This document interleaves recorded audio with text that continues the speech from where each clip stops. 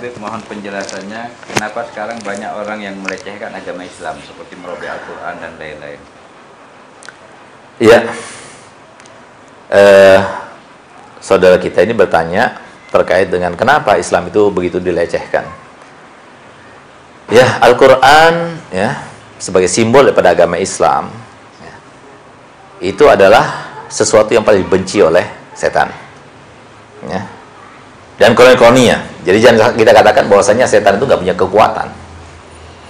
Justru kekuatan setan yang paling kuat sekarang ini nih, paling kuat sekarang ini, yang bisa menghadangnya dan menghadang perilaku mereka, menghadang visi dan misi mereka, itu adalah Al-Quran, Al-Hadis, para ulama, dan keislaman. Nah, sehingga apa? Sehingga segala sesuatu yang terkait dengan 4 hal tadi itu dibenci banget oleh mereka. Oleh siapa? Iblis pertama kali. Sehingga apa?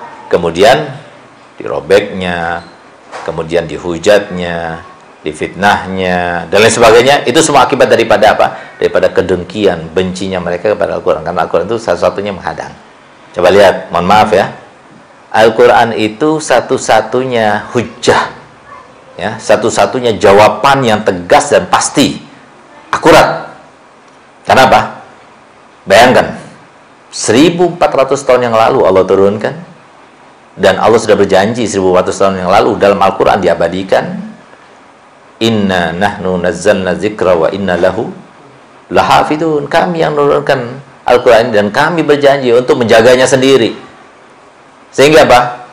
Sehingga Al-Quran dari tahun 1400 tahun yang lalu ya sampai sekarang nggak ada satu huruf pun yang kurang, yang berubah. Kan berbeda dengan undang-undang kita. Undang-undang kita nggak sampai setahun direvisi lagi, anggaran lagi, itu terjadi. Nggak di Amerika, nggak di Brazil, nggak di Perancis, nggak di negara mana saja, nggak di Cina, semuanya seperti itu. Nah, berarti kan orang itu harusnya kalau menggunakan undang-undang yang benar-benar bisa diterapkan di antara manusia, ya satu-satunya undang-undang yang betul-betul yang tidak berubah dan bisa digunakan setiap masa, yaitu Al-Quran. Nah, sehingga apa? Kemudian dicaci, dimaki, dan sebagainya. Untuk apa? Untuk membuat emosi kaum muslimin. Nah, gitu. Memang. Tapi Allah Ta'ala itu yang punya Al-Quran itu bukan kaum muslimin. Ya.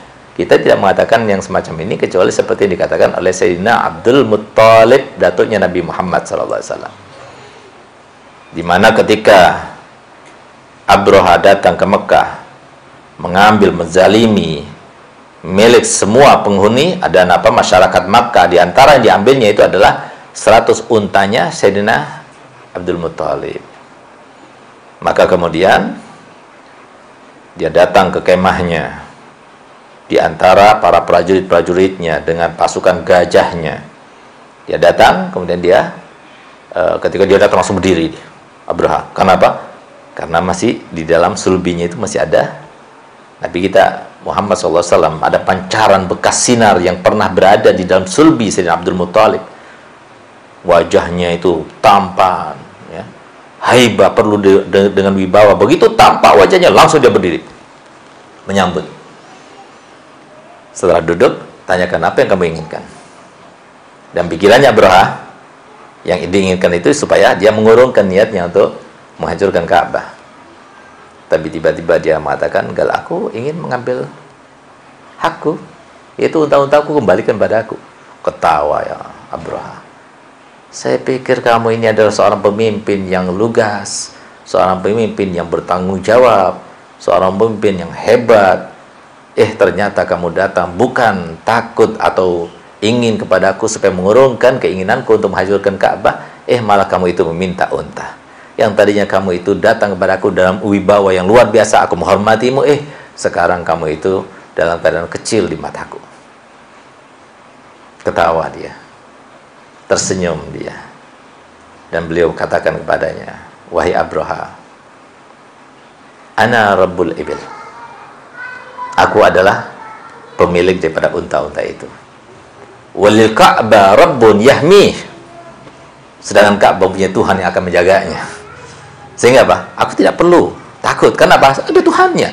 Aku ini cuma Tuhannya. Aku juga hanya pemilik unta. Aku minta untaku saja supaya kau jangan zalimi aku. Sedangkan Ka'bah itu ada yang melindungi.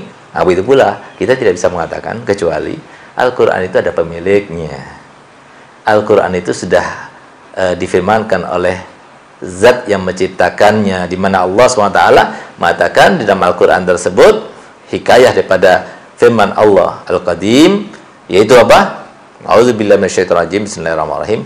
Inna nahnu nazzalna dzikra wa inna lahu lahafidun. Sehingga hati-hati yang merobek-robek, yang menghinakan Islam dan sebagainya. Islam bukan milik kaum muslimin, ya. Islam dan simbol-simbolnya milik Allah dan Rasulnya Muhammad SAW. Siapa Allah? Allah menciptakan langit dan bumi.